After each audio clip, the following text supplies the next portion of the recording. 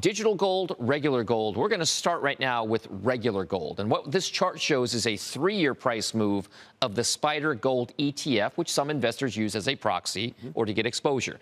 Take us through what these charts are showing you about the future trajectory. Sure. Well, Don, thanks a lot for having me. Sure. Well, last time we were here, talked about how there was potential for gold to break through this bullish pattern, which it did. And let me tell you, Tom, it's been textbook because it hasn't come back.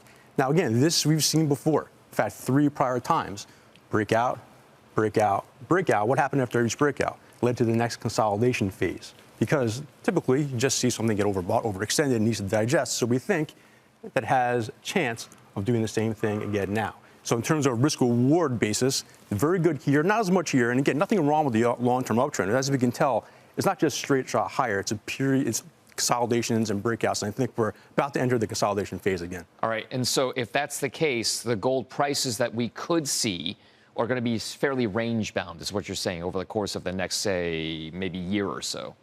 Yes, I think that has a chance of happening, potentially just over the next few weeks to months. But I think at this point, we're due for a pause as opposed to extension. All right, so let's clear that.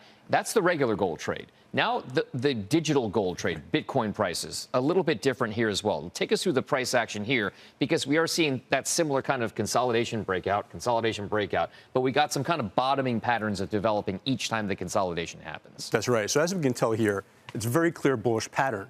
Now, the only difference between this one so far and the previous two is we haven't got the full extension yet.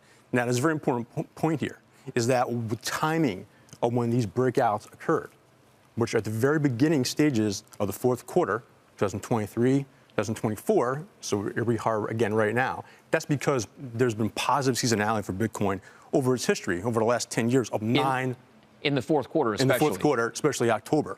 This is here we are now. We know Bitcoin's already up a good amount, so I think this has ability to eventually take advantage of this and much higher. Okay, so that's the regular gold versus the digital gold trade. Let's clear this and let's put the comparative up, because the relative price movement can tell us something about maybe future performance as well. No guarantees, of course, right? The disclaimer is always there. But what did the pattern show you? This is the course of the past kind of year or so. What are you seeing here? That's right. As we can tell, coming into the month, it was a pretty big performance gap, almost 20%, right? So there's a tendency to have this close. Now, we've seen this before as well, where it started off very similar, and then as gold stopped, this is when Bitcoin started to rally again.